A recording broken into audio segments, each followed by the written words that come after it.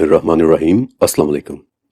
آج ایز ابو سو بلو کی دوسری قسط ہے اور میں آپ سے وعدہ کرتا ہوں کہ ایز ابو سو بلو انشاءاللہ اس چینل کی سب سے خوبصورت سیریز ہونے والی ہے۔ پچھلی قسط صرف ایک شروعات تھی، لیکن آگے آنے والی قسطیں شاید آپ کو شاکڈ کر کے رکھ دینے والی ہیں۔ لیکن آج کی قسط میں آنے والے نئے ویور سے میری ایک ریکویسٹ ہے کہ اگر آپ اس سیریز کو اس کی مکمل گلوری کے ساتھ دیکھنا چاہتے ہیں تو اسے پہلی قسط سے دیکھنا شروع کیجیے گا، کیونکہ تبھی یہ سیریز آپ کو اپنی پوری شان و شوکت کے ساتھ نظر آئے گی۔ اور جو میرے ریگولر ویورز ہیں وہ سب یقیناً آج بہت زیادہ ایکسائٹڈ ہوں گے، کیونکہ آج ہمارا سدرۃ المنتہا کی طرف کا سفر اپنے اگلے فیز میں داخل ہونے والا ہے۔ پچھلی قسط کے اندر میں نے آپ کو ایک انتہائی زبردست اور ایک بہت ہی پاورفل حدیث سنائی تھی کہ نیل اور فرات یہ ہماری دنیا کے دو دریا ہیں، لیکن حدیث کے مطابق یہ دونوں دریا در حقیقت سدرۃ المنتہا کی جڑوں سے نکل رہے ہیں۔ اور سدرۃ المنتہا کیا ہے؟ چھٹے آسمان کے اوپر لگا بیری کا ایک بہت ہی عظیم الشان درخت۔ اور ہم نے اپنا یہ سفر اسی حدیث کی بیس پر شروع کیا تھا کہ اگر ہم نیل اور فرات کے سورس تک پہنچ جائیں تو ٹیکنیکلی ہمیں سدرۃ المنتہا کی جڑوں سے نکلنا چاہیے، رائٹ؟ اوکے، ہمارا یہ سفر پچھلے ہفتے شروع ہوا تھا اور سیٹلائٹ ٹیکنالوجی کو استعمال کرتے ہوئے ہم نے پہلے نیل کو ریورس ٹریک کیا اور دیکھا کہ بظاہر تو دریائے نیل لیک ایلبرٹ سے شروع ہوتا ہے اور پھر 11 ملکوں کو کراس کرتا ہوا مصر سے بالآخر میڈیٹرینین میں گر کر ختم ہو جاتا ہے، لیکن راستے میں ایک جگہ ایسی آتی ہے کہ جہاں یہ دریا ایکچولی غائب ہو جاتا ہے۔ اور وہ جگہ کون سی ہے؟ سوڈان میں واقع ایک بہت بڑا دلدلی علاقہ کہ جسے سد کہتے ہیں۔ سد عربی زبان کا لفظ ہے کہ جس کا مطلب ہوتا ہے رکاوٹ، اور سد کی یہ دلدلیں اتنی بڑی ہیں کہ ان میں داخل ہونے کے بعد نیل ایک طرح سے غائب ہو جاتا ہے۔ کچھ پتہ نہیں چلتا کہ لیک ایلبرٹ سے آنے والا پانی کہاں گیا اور کہاں سے دلدلوں کا پانی نکل کر نیل میں شامل ہو گیا۔ لیکن ایک سوال تو یہ بھی ہے کہ سد کی ان دلدلوں میں پانی کہاں سے آ رہا ہے؟ اب بدقسمتی سے ہماری سیٹلائٹ ٹیکنالوجی یہاں پہنچ کر ہمارا ساتھ چھوڑ دیتی ہے، کیونکہ وہ ہمیں سد کی دلدلوں کے نیچے لے کر نہیں جا سکتی۔ لہٰذا اگر ہم دلدلوں کے نیچے جانا چاہتے ہیں تو اس کے لیے ہمیں ایک اور ٹیکنالوجی کا سہارا لینا پڑے گا، اور میں نے آپ کے لیے وہ ٹیکنالوجی بھی ڈھونڈ لی ہے۔ لیکن اس سے پہلے کہ ہم سد کی دلدلوں کے نیچے اتریں، ہمیں ان کے متعلق کچھ باتیں پہلے سے جاننی ہوں گی، مثلاً یہ کہ دلدل بیسیکلی ہوتی کیا ہے، اس کے اندر اتر کر ہمیں کیا کیا چیزیں دیکھنے کو مل سکتی ہیں۔ اوکے، دلدلیں یا پھر ویٹ لینڈز کسی ایسی زمین کو کہتے ہیں کہ جو ہر وقت پانی سے بھری رہتی ہو۔ پانی کی وجہ سے دلدلوں کی زمین نرم ہوتی ہے اور کوئی اس میں کھڑا نہیں ہو سکتا، نہ وہاں کوئی کنسٹرکشن ہو سکتی ہے، بلکہ دلدلوں کی زمین پر اگر آپ پاؤں بھی رکھ دیں تو دھیرے دھیرے آپ اس کی زمین میں ڈوبنا شروع ہو جائیں گے، دھنسنا شروع ہو جائیں گے۔ لیکن یہاں ایک بات سمجھ لیں کہ دلدلوں اور سیلاب والی زمینوں میں فرق ہوتا ہے۔ سیلاب والی زمین میں تو پانی آتا ہے، کچھ دن کھڑا ہوتا ہے اور پھر چلا جاتا ہے، لیکن دلدلوں میں پانی ہمیشہ موجود رہتا ہے۔ دلدلوں کا اپنا ایک ایکو سسٹم ہوتا ہے، یعنی دلدلوں میں جو گھاس، پودے اور ویجیٹیشن اگتے ہیں وہ دلدلوں کے علاوہ اور کہیں نہیں اگتے۔ اس وقت ہماری دنیا میں سوائے انٹارکٹیکا کے کہ جو مکمل طور پر برف سے ڈھکا ہوا ایک بر اعظم ہے، سوائے اس کے اس وقت باقی 6 کے 6 بر اعظموں پر دلدلیں یا پھر ویٹ لینڈز موجود ہیں۔ لیکن ہو سکتا ہے کہ اس پوائنٹ پر آپ نے ایک بات سوچی ہو کہ اگر دلدلوں میں نہ تو کنسٹرکشنز ہو سکتی ہیں اور نہ ہی وہاں کوئی چیز بنائی جا سکتی ہے اور نہ ہی وہاں کوئی کھڑا ہو سکتا ہے، تو پھر اللہ تعالیٰ نے دلدلوں کو بنایا ہی کیوں؟ حالانکہ قرآن پاک میں تو آتا ہے کہ آسمانوں اور زمین کی پیدائش میں کچھ بھی بے مقصد نہیں ہو سکتا، تو پھر دلدلوں کا کیا مقصد ہوگا؟ ایکچولی مقصد ہے، اور وہ یہ کہ دلدلیں پیچھے سے آنے والے سیلاب کے بڑے بڑے ریلوں کا زور توڑ دیتی ہیں۔ دلدلیں زمین کو سیلاب سے سیکیور رکھتی ہیں۔ اوکے، دلدلوں کے متعلق میں نے آپ کو بتا دیا، اور اب ہمارا مین سوال کہ دلدلوں میں ہر وقت کھڑا رہنے والا پانی آخر آتا کہاں سے ہے؟ تو اس پانی کے کئی سورسز ہوتے ہیں۔ بعض اوقات بارشوں سے بھی یہ پانی آتا ہے، لیکن بارشیں تو ہر وقت نہیں ہوتی۔ پھر سیلاب بھی دلدلوں میں پانی لاتے ہیں، لیکن سیلاب بھی ہر وقت تو نہیں آتے۔ لیکن دلدلوں میں پانی ہر وقت موجود رہتا ہے، اور یہی ہمارا سوال ہے کہ یہ پانی آتا کہاں سے ہے۔ لیکن آپ کو ایک بہت ہی دلچسپ بات بتاؤں کہ دلدلوں میں کھڑا وہ پانی کہ جو آپ کو نظر آ رہا ہے اسے سرفیس واٹر کہتے ہیں، اور یہ دلدلوں کا صرف ایک چھوٹا سا حصہ ہے، جبکہ دلدلوں کا اصل پانی ان کی تہوں میں زمین کے اندر چھپا ہوا ہوتا ہے۔ زمین کے اندر سے پانی کی ایک بڑی مقدار نکل کر دلدلوں کے ذریعے دریائے نیل میں شامل ہو رہی ہے، اور وہیں زمین کے نیچے دریائے نیل کا سورس چھپا ہوا ہے، اور وہ کیا ہے؟ وہ راز جاننے کے لیے آپ کو میرے ساتھ ان دلدلوں کے اندر اترنا پڑے گا۔ لیکن اس سے پہلے کہ ہم دلدلوں میں اتریں، ایک چھوٹی سی بات میں آپ کو پہلے بتا دینا چاہتا ہوں، اور اس بات کو اپنے ذہن میں رکھنا ہے کیونکہ آگے چل کر یہ بات بہت زیادہ اہم ہو جائے گی۔ دیکھیں، جیولوجی کے اعتبار سے، یعنی زمین کی سائنٹیفک اسٹڈی کے اعتبار سے، دلدلیں نہ تو زمین میں آتی ہیں اور نہ ہی پانی میں، بلکہ یہ زمین اور پانی کے درمیان ایک ٹرانزیشن کے طور پر دیکھی جاتی ہیں۔ زمین اور پانی کے درمیان ایک طرح کے لنک کے طور پر ایک طرح کا کنیکشن، اور اس بات کو اپنے ذہن میں رکھنا ہے۔ اوکے، اب یہاں سے آگے ہم دلدلوں کے نیچے اترنے والے ہیں، لیکن سیٹلائٹ کے ذریعے آسمانوں میں اڑنا تو بہت آسان تھا۔ آسمان خالی ہوتا ہے، لیکن دلدلوں میں اترنا اتنا آسان ہونے والا نہیں۔ جیسے جیسے ہم نیچے اترتے جائیں گے ویسے ویسے ہمارے اوپر زمین اور پانی کا وزن بڑھتا چلا جائے گا۔ لہٰذا اس سے بچنے کے لیے میں نے آپ کی خاطر ایک ہائپوتھیٹیکل مشین تیار کی ہے، جس کی دیواریں میں نے لیڈ یعنی سیسے سے بنائی ہیں، کیونکہ لیڈ میں ایک بہت ہی زبردست خاصیت ہے کہ اگر آپ لیڈ کے اوپر وزن ڈالیں گے تو یہ ٹوٹنے کے بجائے زیادہ مضبوط ہو جائے گا۔ انفیکٹ جب لیڈ پر وزن پڑے تو یہ 250 گنا زیادہ مضبوط ہو جاتا ہے۔ انفیکٹ ایک پوائنٹ پر آ کر لیڈ سٹیل سے زیادہ مضبوط ہو جاتا ہے۔ لہٰذا بے فکر ہو کر اس مشین میں بیٹھیے، کیونکہ یہ اتنی آسانی کے ساتھ ٹوٹنے والی نہیں ہے۔ لیکن پھر بھی آپ کی تسلی کے لیے میں نے اس مشین کو تھوڑا سا اور سیکیور کر دیا ہے۔ میں نے اس پر کاربن نینو ٹیوبز کی ایک کوٹنگ چڑھا دی ہے، جس سے دلدلوں میں اترنے والی ہماری یہ مشین وزن میں بہت ہلکی لیکن مضبوطی میں اتنی کمال ہو گئی ہے کہ اب ہم اس میں بیٹھ کر جتنی مرضی گہرائی میں چلے جائیں، نہ تو یہ ٹوٹنے والی ہے اور نہ ہی یہ کرش ہونے والی ہے۔ لہٰذا آئیے میرے ساتھ اس مشین کے اندر بیٹھیں، کیونکہ اب ہم دلدلوں کے اندر داخل ہونے والے ہیں۔ دلدل میں اترنے کے بعد جس چیز نے ہمارا راستہ سب سے پہلے روکا ہے وہ ہے دلدل کے اندر موجود لاکھوں ٹن پانی کہ جو نیچے زمین کے اندر سے آ رہا ہے، اور اسے گراؤنڈ واٹر کہتے ہیں۔ گراؤنڈ واٹر کا کانسیپٹ سمجھنا بہت ہی آسان ہے۔ آپ سب نے اپنی زندگی میں کبھی نہ کبھی کوئی کنواں ضرور دیکھا ہوگا۔ اب میرا آپ سے ایک سوال ہے کہ جب ہم کنواں کھودتے ہیں تو اس میں پانی کہاں سے آتا ہے؟ کنویں میں پانی زمین کے اندر سے آتا ہے، اور اس پانی کا نام گراؤنڈ واٹر ہے، یعنی زمین کا پانی۔ گراؤنڈ واٹر انسان کے استعمال کا سب سے پرانا، سب سے اہم اور سب سے بڑا سورس ہے۔ صدیوں سے پاکستان اور انڈیا میں کنویں کھود کھود کر اس خزانے کو نکالا جا رہا ہے، لیکن آپ دیکھیں گے کہ جیسے جیسے ہم دلدلوں کی گہرائیوں میں جا رہے ہیں ویسے ویسے گراؤنڈ واٹر صاف ہوتا چلا جا رہا ہے۔ ایسا اس لیے کیونکہ گراؤنڈ واٹر دنیا کے صاف اور شفاف ترین پانیوں میں سے ایک ہے۔ اس میں سرفیس واٹر کی طرح کیچڑ اور آلودگی نہیں ہوتے، بلکہ زمین اسے فلٹر کر چکی ہوتی ہے۔ یہی وہ پانی ہے کہ جو اکثر آپ دیکھیں گے کہ چشموں کی صورت میں زمین سے پھوٹ پڑتا ہے، چٹانوں سے نکل پڑتا ہے، اور کس قدر صاف اور شفاف ہوتا ہے۔ اوکے، گراؤنڈ واٹر زمین کے اندر سفر کیسے کرتا ہے؟ زمین اندر سے خالی تو نہیں ہوتی، بلکہ یہ تو مٹی، چٹانوں، پتھروں اور طرح طرح کے مٹیریل سے بھری ہوئی ہوتی ہے۔ جب آپ کنواں کھودتے ہیں تو زمین کے اندر سے کیا نکلتا ہے؟ مٹی، پتھر، چٹانیں۔ تو پھر گراؤنڈ واٹر زمین میں کیسے سفر کرتا ہے؟ زمین میں سفر کرنے کے لیے گراؤنڈ واٹر اپنا ایک راستہ بناتا ہے۔ اس راستے کی شکل چھوٹی چھوٹی دراڑوں، کریکس اور فشرز کی طرح ہوتی ہے، اور ان راستوں کو ایکوافرز کہتے ہیں۔ انفیکٹ جب ہم کنواں کھودتے ہیں تو کنویں کے راستے میں بھی یہی ایکوافرز آتے ہیں کہ جن سے پانی نکل کر ہمارے کنویں میں آ جاتا ہے۔ اب نارملی یہ ایکوافرز بہت چھوٹے چھوٹے ہوتے ہیں، چھوٹی چھوٹی دراڑوں کی طرح، لیکن کچھ جگہوں میں بالخصوص دلدلوں کے نیچے یہ ایکوافرز بڑی بڑی غاروں کے سائز کے ہو جاتے ہیں، اور ان غاروں کے لیے بھی جیولوجی میں ایک سائنٹیفک نام ہے، کارسٹس۔ اور صد کی دلدلوں کے نیچے کی ان غاروں میں ایک بہت ہی خوبصورت راز چھپا ہوا ہے۔ اس سوال کا جواب کہ سدرۃ المنتہا کی جڑوں کا پانی کہاں سے نکل کر نیل میں آ رہا ہے، ان غاروں میں ایک بہت ہی خوبصورت اور بہت ہی زبردست چیز موجود ہے، لیکن ابھی میں آپ کو ان غاروں میں لے کر نہیں جا رہا، کیونکہ اگر میں نے آپ کو وہ غاریں دکھا دیں تو آپ نے میرا یقین ہی نہیں کرنا۔ اس لیے بہت بہت ضروری ہے کہ آپ کو وہ غاریں دکھانے سے پہلے میں آپ کو کچھ چیزیں مزید کلیئر کر دوں۔ لہٰذا تھوڑی دیر کے لیے واپس چلیں میرے ساتھ زمین کے اوپر، جہاں پہلے ہم عراق میں جائیں گے، اور عراق جا کر ہم نے نیل کے بعد اب دریائے فرات کا سورس ڈھونڈنا ہے۔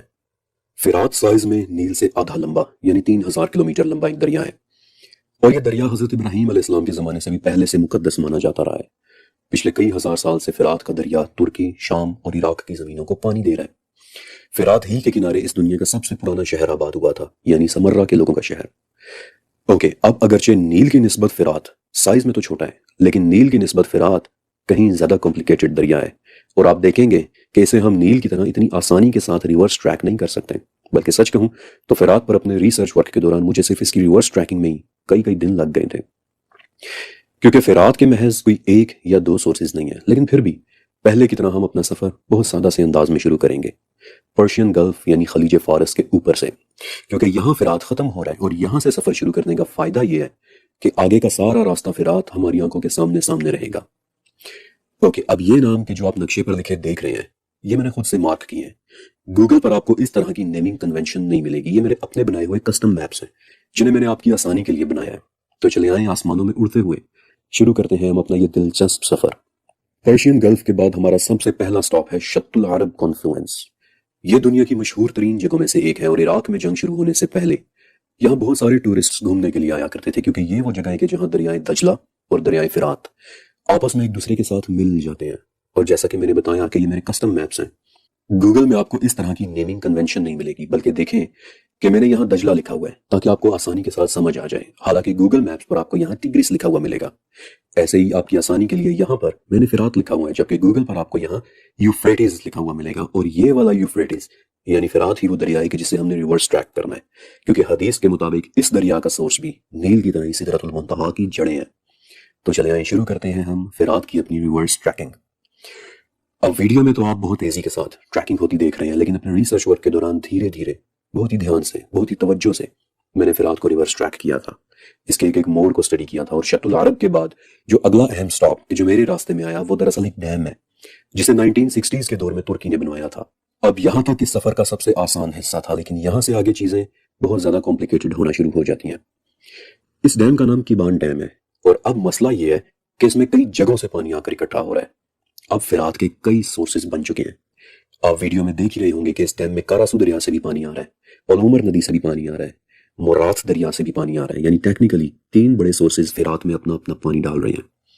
لیکن مزے کی ایک بات بتاؤں کہ سدرۃ المنتہا کی جڑوں تک پہنچنے کی خاطر میں نے ایکچولی ان تینوں سورسز کو علیحدہ علیحدہ سے ریورس ٹریک کیا تھا، اور پیچھے بیک گراؤنڈ میں آپ کو نظر بھی آ رہا ہوگا کہ کیسے میں نے جگہ جگہ مارکنگ کی ہوئی ہے، توزولا واٹر ہیڈ، کاراسو واٹر ہیڈ وغیرہ وغیرہ۔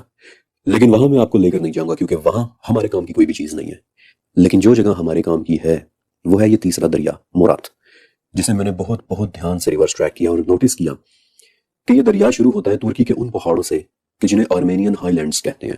یہ جگہ آرمینیا کے بہت قریب ہے، اور یہاں کے کچھ علاقوں میں آج بھی آرمینین زبانی بولی جاتی ہے، لہٰذا اپنی ریسرچ کو مزید پاورفل بنانے کے لیے میں نے کچھ حد تک آرمینین زبان اور کلچر کو بھی اسٹڈی کیا تھا کہ شاید مجھے مورات دریا کے متعلق کوئی لیڈ مل جائے، اور اللہ کا شکر ہے کہ اس نے میرے دل میں یہ خیال ڈالا۔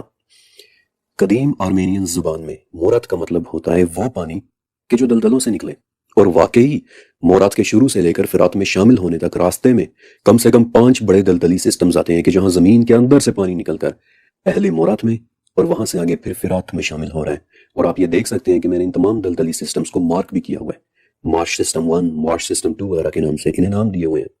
بالکل نیل کی طرح فرات کے پانی کا کچھ حصہ بھی زمین کے اندر سے آ رہا ہے، ان غاروں سے کہ جو پانی سے بھری ہوتی ہیں، ایگزیکٹلی وہی غاریں جن کے اندر ایک بہت ہی زبردست چیز موجود ہے اور جسے ابھی تک میں نے آپ سے چھپا کر رکھا ہوا ہے۔ لیکن آپ ایک بڑی ہی مزے کی چیز دیکھنا چاہتے ہیں، ویسے تو وہ چیز ہمارے آج کے اس ٹاپک سے ریلیٹڈ نہیں ہے، لیکن آپ کو پتا ہے کہ اس وقت ہم کہاں کھڑے ہوئے ہیں؟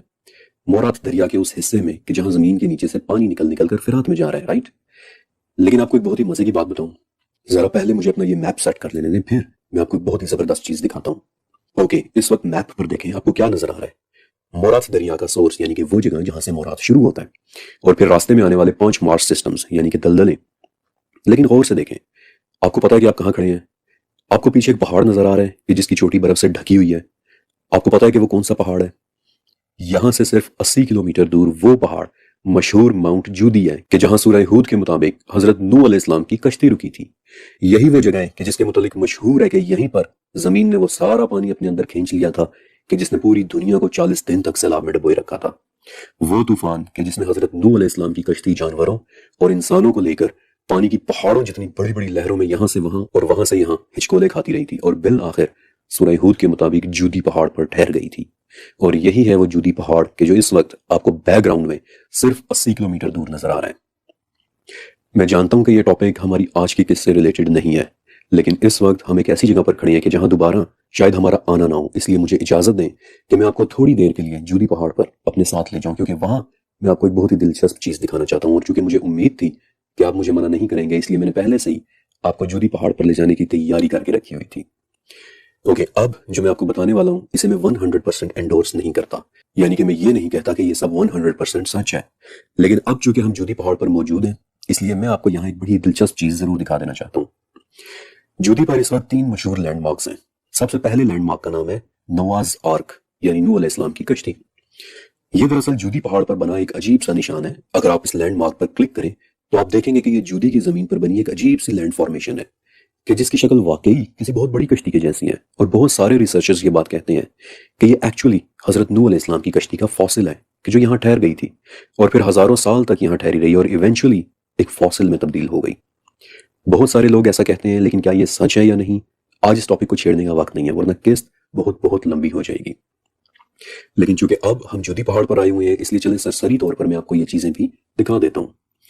اسی طرح جودی کے دوسری طرف بھی نواز آرک اور نواز آرک نیشنل پارک کے نام سے دو مزید لینڈ مارکس ہیں، اور اگر میں ان پر کلک کر کے ان کی امیج فائلز اوپن کروں تو آپ دیکھیں گے کہ یہاں پر بھی ایک عجیب سی لینڈ فارمیشن ہے کہ جو واقعی دیکھنے میں کسی بہت بڑی کشتی کی طرح لگتی ہے، اور یہ کہ یہاں بہت سارے لوگ آج بھی ٹورزم کے لیے جاتے ہیں۔ اب قرآن کے ذریعے ہمیں یہ تو پتہ ہے کہ نوح علیہ السلام کی کشتی جودی پر رکی تھی، اور جودی ہے تو اسی پہاڑ کا ہی نام، لیکن کیا یہ وہی جودی ہے یا پھر یہ عجیب سی لینڈ فارمیشنز واقعی نوح علیہ السلام کی کشتی کے فاسلز ہیں؟ یہ ہمارا آج کا ٹاپک نہیں ہے، اس لیے اس بارے میں آپ کو پھر کبھی بتاؤں گا۔ بائی دا وے ایک بات تو ہے کہ قرآن کے مطابق نوح علیہ السلام کی کشتی جودی پر ہی رکی تھی، اور ٹھیک اسی آیت سے یہ بھی پتہ چل جاتا ہے کہ زمین نے اپنا پانی واپس اپنے اندر جذب کر لیا تھا، اور اس جگہ سے صرف 80 کلومیٹر دور سے فرات کا سورس شروع ہو رہا ہے، وہی فرات جس کا پانی سدرۃ المنتہا کی جڑوں سے نکل رہا ہے۔ کچھ تو ہے کہ جو پہاڑوں، زمین اور پانیوں میں ایک پراسرار سا کنیکشن پیدا کر رہا ہے، کچھ تو ہے پہاڑوں، پانیوں اور زمین میں کہ جو اتنی حیران کن چیزیں کر رہا ہے۔ مجھے اندازہ ہے کہ اس وقت آپ تھوڑے سے کنفیوزڈ بھی ہوں گے اور تھوڑے سے ایجیٹیٹڈ بھی ہوں گے کہ آخر میں ہر سوال کو اوپن اینڈڈ کیوں چھوڑ رہا ہوں، کسی بات کا فائنل جواب کیوں نہیں دے رہا۔ لیکن میں آپ سے وعدہ کرتا ہوں کہ ایک مرتبہ جب آپ ان تمام چیزوں کو علیحدہ علیحدہ سمجھ گئے، تب جب میں آپ کے سامنے جواب رکھوں گا اس وقت آپ کی آنکھوں کے سامنے ایک بہت بہت بہت خوبصورت تصویر بننا شروع ہوگی، اور ہر چیز آپ پر چاند کی روشنی کی طرح کھل کر واضح ہو جائے گی۔ اور اس کے لیے ضروری ہے کہ دلدلوں، پانیوں اور زمین کے بعد ایک مرتبہ میں آپ کو پہاڑوں کی کہانی بھی سنا دوں، کیونکہ اس کے بعد پھر آپ کے لیے سب کچھ سمجھنا بہت آسان ہو جائے گا۔ میرا وعدہ ہے کہ انشاءاللہ ہم دلدلوں کے نیچے بھی دوبارہ ہو جائیں گے۔ میں آپ کو وہ غاریں بھی دکھاؤں گا کہ جہاں سے اس وقت میں آپ کو واپس لے آیا تھا، لیکن اس سے پہلے میں چاہتا ہوں کہ ایک مرتبہ آپ پہاڑوں کی کہانی بھی سن لیں، کیونکہ یہ سب کچھ آگے چل کر ایک دوسرے سے کنیکٹ ہو جانا ہے۔ آپ کو وہ لسٹ یاد ہے کہ جہاں قرآن و حدیث میں پہاڑوں کے متعلق حیران کن باتیں بتائی گئی تھیں؟ وہ لسٹ بہت ضروری ہے، اور اگر آپ نے وہ نہیں دیکھی تو پہلے پچھلی قسط میں جا کر وہ لسٹ ضرور دیکھیے گا، کیونکہ یہاں سے شروع ہوتی ہے ایک بہت ہی دلچسپ کہانی، پہاڑوں کی کہانی۔ پہاڑوں کی کہانی انسان کی کہانی سے کہیں زیادہ پرانی ہے۔ پہاڑوں نے تاریخ میں ایک بہت اہم کردار ادا کیا ہے۔ پہاڑوں کی غاروں میں انسان نے سب سے پہلے پناہ بھی لی تھی، پھر انہی پہاڑوں سے نکلنے والے دریاؤں کے کنارے کنارے انسان نے رہنا بھی شروع کیا تھا۔ بعض کیسز میں پہاڑ ہی ملکوں کی جیو پولیٹیکل باؤنڈریز بھی بنے، یعنی اس دنیا کے کچھ ملک ایسے بھی ہیں کہ جن کے درمیان پہاڑ ہیں، اور یہی پہاڑ ان ممالک کی سرحدیں بھی بن گئی، مثلا ہمالیہ کے پہاڑ کہ جو شروع سے ہی چائنا اور انڈیا اور چائنا اور پاکستان کے درمیان ایک نیچرل باؤنڈری رہے ہیں، یا پھر ہندو کش کے پہاڑ کے جنہیں سکندر اعظم یعنی الیگزینڈر دی گریٹ نے انڈیا کی سرحدیں مان لیا تھا۔ لیکن پہاڑوں کو انسان نے صرف سرحدیں ہی نہیں بلکہ بعض اوقات بہت مقدس بھی مانا ہے۔ مثلا اسلام میں بھی کئی پہاڑوں کا ذکر بہت تقدس کے ساتھ آیا ہے۔ محمد رسول اللہ صلی اللہ علیہ وآلہ وسلم پر پہلی وحی نازل ہوئی تھی پہاڑ پر۔ داؤد علیہ السلام کے ساتھ تسبیح کیا کرتے تھے کون؟ پہاڑ۔ دجال سے بچنے کے لیے لوگ کہاں جائیں گے؟ پہاڑوں پر۔ نبی کریم صلی اللہ علیہ وآلہ وسلم کا سفر معراج شروع ہوا تھا ایک پہاڑ سے کہ جسے آج ہم ٹیمپل ماؤنٹ کہتے ہیں۔ صالح علیہ السلام کی اونٹنی کہاں سے نکلی تھی؟ پہاڑ سے۔ میں ایک مرتبہ پھر سے کہہ رہا ہوں کہ پہاڑوں کے حوالے سے وہ پوری لسٹ ضرور دیکھیے گا کہ جو میں نے پچھلی قسط میں آپ کو دی تھی۔ لیکن صرف اسلامک اکاؤنٹس میں ہی نہیں بلکہ پہاڑوں کا تقدس آپ کو کئی دوسرے مذاہب میں بھی نظر آئے گا۔ مثلا جاپان میں ایک پہاڑ ہے ماؤنٹ فوجی، جہاں ہر سال ہزاروں لوگ اپنے مذہبی سفر کے لیے جاتے ہیں، جیسے ہندو مت میں یاترا کا کانسیپٹ ہے۔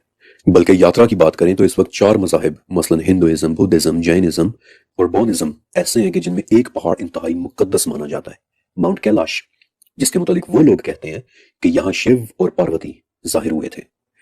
ہندو میتھولوجی کے مطابق کیلاش پہاڑ پر چڑھنا کسی کو الاؤ نہیں ہے، کیونکہ اس پہاڑ پر چڑھنے کو ہندو اس کی بے حرمتی مانتے ہیں۔ لہٰذا وہ کیا کرتے ہیں کہ وہ کیلاش پہاڑ کے گرد بنے 32 میل لمبے ایک ٹریک پر پیدل چلتے ہیں، یاترا کرتے ہیں، اور اس یاترا میں بعض قاتلیں 5-5 دن بھی لگ جاتے ہیں۔ اس کے بعد میرے ساتھ ساؤتھ امریکہ چلیں کہ جہاں 15ویں صدی کے کولمبیا اور چلی کے پہاڑوں میں ایک تہذیب رہا کرتی تھی، خاص قسم کے لوگ رہا کرتے تھے جنہیں انکاز کہتے ہیں۔ انکاز پہاڑوں کو پاگل پن کی حد تک مقدس مانتے تھے، اور آپ کو پتہ ہے کہ ہر سال وہ لوگ پہاڑوں پر اپنے بچوں کی قربانی دیا کرتے تھے۔ اور آلدو یہ بات میں بتانا نہیں چاہتا تھا، لیکن اس قربانی کا طریقہ کار، اس کا ریچول بہت ہی ظالمانہ قسم کا تھا۔ وہ لوگ پہاڑ کی چوٹی پر اپنے بچوں کو چھوڑ آیا کرتے تھے کہ جہاں بچے برف میں جم جایا کرتے تھے۔ یہ ایک بہت ہی ڈسٹربنگ پریکٹس تھی، لیکن صدیوں تک وہ لوگ پہاڑوں کے تقدس کے نام پر یہی کچھ ہی کرتے رہے ہیں۔ تبت میں آپ کو پتہ ہی ہوگا کہ بدھزم کے بھکشو یعنی مونکس، وہ لوگ ہمیشہ پہاڑوں پہ بنی موناسٹریز میں رہتے ہیں۔ اپنے ریسرچ ورک کے دوران ان موناسٹریز کے متعلق میں نے بڑی بڑی عجیب اور حیران کن باتیں اسٹڈی کی ہیں، اور چائنا کے پرانے ڈاکیومنٹس میں آپ کو کئی ایسے ریکارڈز مل جائیں گے کہ جن میں لکھا ہے کہ کیسے بھکشوؤں سے لے کر بادشاہ تک ہر قسم کا شخص مقدس پہاڑوں میں بنی ان موناسٹریز میں یاترا کے لیے جایا کرتا تھا، اور اپنے اس سفر کو وہ لوگ چاؤشینگ کہا کرتے تھے۔ پھر آئرلینڈ کا ماؤنٹ برینڈن، جہاں ہر سال ہزاروں کرسچین پلگرمز اکٹھے ہوتے ہیں۔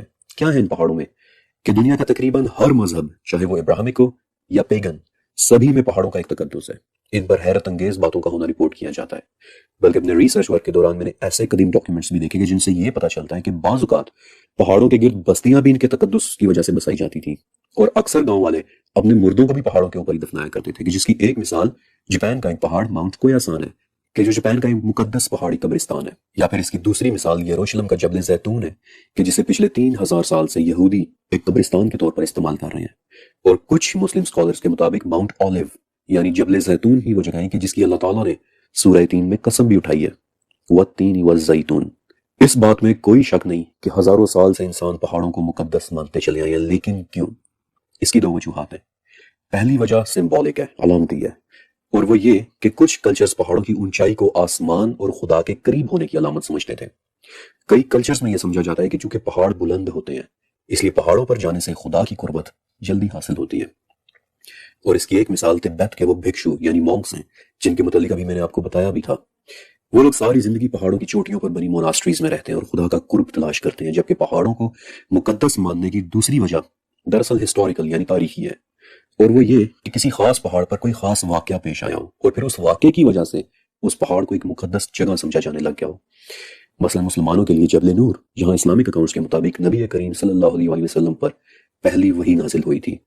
اور پھر یہودی مذہب کہ جو اس وقت دنیا کے قدیم ترین مذاہب میں سے ایک ہے، اس میں کم سے کم 3 پہاڑ ایسے ہیں جن کے متعلق میں آپ کو بتا سکتا ہوں کہ وہ اپنے اوپر ہوئی بڑی بڑی باتوں کی وجہ سے مقدس مانے جاتے ہیں۔ مثلا پہلی جگہ کہ جہاں ابھی تھوڑی دیر پہلے میں آپ کو لے کر بھی گیا تھا، ماؤنٹ جودی، یا جس کا دوسرا نام ماؤنٹ ارارات بھی ہے، اور یہودیوں کا دل و جان سے ماننا ہے کہ یہی وہ جگہ ہے کہ جہاں حضرت نوح علیہ السلام کی کشتی رکی تھی۔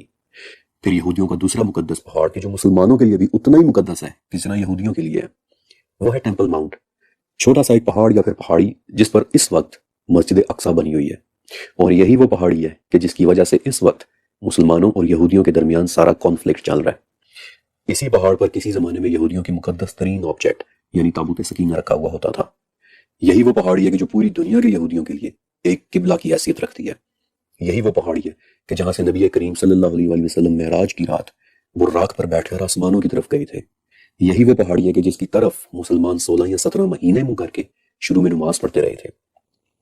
پھر یہودیوں اور مسلمانوں کے علاوہ یہ پہاڑی عیسائیوں کے لیے بھی انتہائی مقدس ہے، کیونکہ عیسائیوں کے مطابق یہی وہ پہاڑی ہے کہ جہاں حضرت ابراہیم علیہ السلام نے اپنے بیٹے کی قربانی دی تھی یا دینے کی کوشش کی تھی۔ ان کے مطابق یہی وہ پہاڑی ہے کہ جس کے اوپر حضرت عیسیٰ علیہ السلام کو سولی چڑھایا گیا تھا ان کے مطابق۔ لیکن تیسرا مقدس پہاڑ ایک ایسی جگہ ہے کہ جس کے نام سے یقیناً آپ سب بھی واقف ہوں گے، کیونکہ اسلام میں بھی اسے ایک بہت ہی مقدس جگہ بتایا گیا ہے۔ انفیکٹ اتنا مقدس کہ اس کے نام پر قرآن میں پوری ایک سورہ موجود ہے، سورہ طور، اور جی میں بات کر رہا ہوں کوہ طور کی۔ اوکے، اب غور سے سنیے گا کیونکہ یہ بہت قیمتی انفارمیشن ہے اور کوئی بھی آپ کو یہ باتیں نہیں بتائے گا۔ طور کو قرآن پاک میں کئی نام دیے گئے ہیں، طور سینا، طور سینین، الطور، اور ایک جگہ وادی طوا کا نام بھی دیا گیا ہے۔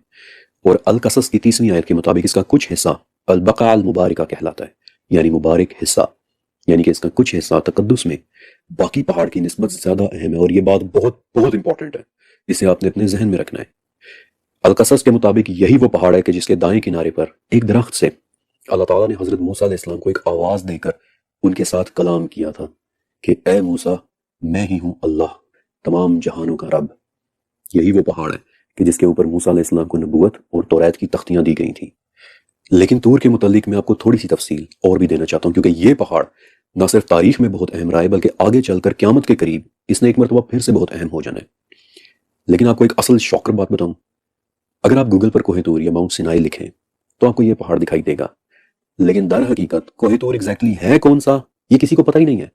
اس وقت 12 پہاڑ ایسے ہیں جن کے متعلق مشہور ہے کہ وہ کوہ طور ہیں، لیکن اصل طور کون سا ہے یہ بات کسی کو بھی نہیں پتا۔ سعودی عرب کے شہر تبوک میں جبل مکالا کے متعلق بھی مشہور ہے کہ وہ کوہ طور ہے، پھر جبل لوز کے متعلق بھی یہی مانا جاتا ہے کہ نہیں انفیکٹ جبل لوز ہی کوہ طور ہے۔ اس طرح مدینہ میں ہلال بدر، مصر میں جبل سربل، جبل کیتھرین، جارڈن میں جبل احمد الباقر، اور لبنان میں جبل ہرمن یا ماؤنٹ ہرمن، یہ تمام پہاڑ کوہ طور کے طور پر مشہور ہے، لیکن اصل طور کون سا ہے یہ بات کوئی بھی نہیں جانتا۔ By the way, Mount Hermann کا نام سن کر آپ کو کچھ یاد آیا؟ 40,000 سالوں کے علم سیریز کا 7واں چیپٹر کہ جو شاید سیریز کا سب سے ہلا کر رکھ دینے والا چیپٹر تھا۔ آپ کو یاد ہے کہ جبل ہرمن یا ماؤنٹ ہرمن پر کون اترا تھا اور اس نے کیا وعدہ کیا تھا؟ ہو سکے تو 40,000 سالوں کے علم سیریز کا 7واں چیپٹر ضرور دیکھیے گا۔ بہرحال اپنے ٹاپک پر واپس آتے ہیں۔ حضرت عیسیٰ علیہ السلام کے زمانے میں ایک بہت بڑا اور بہت مشہور یہودی مورخ رہا کرتا تھا، جوسیفس فلاویس۔ عرب سکالرز اسے بہت زیادہ معلومات کوٹ کرتے تھے اور عربی زبان میں اسے یوسیفس کہہ کر بلاتے تھے۔ اور یوسیفس یا پھر جوسیفس نے اپنی بہت بڑی کتاب اینٹیکویٹیز آف دی جیوز میں لکھا ہے کہ عیسیٰ علیہ السلام کے ایک حواری نے مجھے بتایا ہے کہ طور دراصل عرب میں کوئی جگہ تھی، لیکن کون سی جگہ تھی یہ اس نے مجھے نہیں بتایا۔ اب اگر آپ نے کبھی توریت پڑھی ہو تو بک آف ایکسوڈس میں اس واقعے کی ایک بہت گہری ڈسکرپشن لکھی ہوئی ہے کہ جب طور پر موسیٰ علیہ السلام کو تختیاں دی جا رہی تھیں، اور اس واقعے کی ڈسکرپشن میں انفیکٹ طور کی بھی ایک ڈسکرپشن لکھی ہوئی ہے کہ اس وقت طور ایک بادل میں لپٹا ہوا تھا، وہ ہل رہا تھا اور اس کے پاس دھواں بھی تھا اور اس کے گرد کسی قسم کی کوئی بجلی بھی چمک رہی تھی اور اس میں سے ایسی آواز آ رہی تھی کہ جیسی بادل گرجنے کی آواز ہوتی ہے۔ اور اسی وجہ سے ہیبریو یعنی عبرانی زبان میں طور کا ایک نام اور بھی ہے، ماؤنٹ ہورب، اور ہورب کا مطلب ہی ہوتا ہے حرارت سے چمکتی ہوئی کوئی جگہ۔ اور یہ ڈسکرپشن پڑھ کر یوں لگتا ہے کہ جیسے طور کسی قسم کا کوئی آتش فشاں پہاڑ تھا کہ جو اس وقت اپنے پھٹنے کے قریب تھا، لیکن وی ڈونٹ نو، کیونکہ الاعراف کے مطابق طور کوئی ایسی چیز بھی تھی کہ جسے ایک مرتبہ بنی اسرائیل کو ڈرانے کے لیے ان کے اوپر ہوا میں معلق بھی کر دیا گیا تھا۔ اور یہ ایک ایسی بات ہے کہ جسے مجھے پرسنلی لگتا ہے کہ طور شاید پہاڑ سے بڑھ کر کچھ تھا، لیکن فی الوقت میں اس ٹاپک کو ہاتھ نہیں ڈال رہا ورنہ بات کہیں اور چلی جائے گی۔ بہرحال اس وقت جس پہاڑ کو طور سمجھا جاتا ہے اور جس کی تصویریں بھی ابھی میں نے آپ کو دکھائیں، یہ دراصل ایک نہیں بلکہ 3 پہاڑوں کا ایک گروپ ہے۔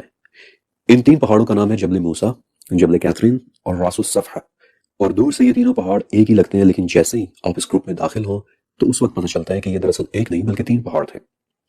کچھ روایات میں یہ بھی آتا ہے کہ ایک مرتبہ نبی کریم صلی اللہ علیہ وسلم نے بھی اس جگہ کو وزٹ کیا تھا، لیکن یہ سچ ہے یا نہیں ہم نہیں جانتے، اور نہ ہی ہم یہ جانتے ہیں کہ کیا واقعی یہی طور پہاڑ ہے یا نہیں۔ لیکن ایک پہاڑ اور ہے جس کے متعلق ہمیں کنفرم ہے کہ اس پر ایک عظیم الشان واقعہ پیش آیا تھا، اور وہ پہاڑ ہے مکے کا پہاڑ جبل نور، جس کے غار میں نبی کریم صلی اللہ علیہ وسلم پر 5 آیات کی صورت میں پہلی وحی نازل ہوئی تھی۔ اب حالانکہ جبل نور بہت زیادہ اونچا نہیں ہے، لیکن پھر بھی اس کی چوٹی تک پہنچتے پہنچتے 1 گھنٹے کا وقت لگ جاتا ہے۔ اس پہاڑ میں غار ہے، غار ہرا۔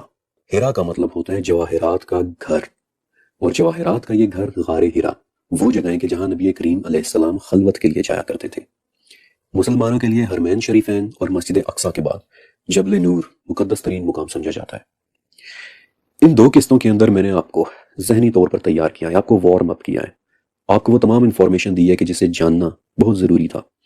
میں نے آپ کو نیل اور فرات ریورس ٹریک کر کے دکھائے، میں آپ کو اپنے ساتھ ان دلدلوں کے نیچے بھی لے کر گیا جہاں سے کچھ پانی نکل کر باہر نیل اور فرات میں شامل ہو رہا ہے، یعنی دلدلوں کے نیچے وہ بڑی بڑی غاریں کہ جو ہر وقت پانی سے بھری رہتی ہیں، اور انہی غاروں کے اندر نیل اور فرات کے پانی کا ایک راز چھپا ہوا ہے کہ جو ابھی تک میں نے آپ سے چھپا کر رکھا ہے۔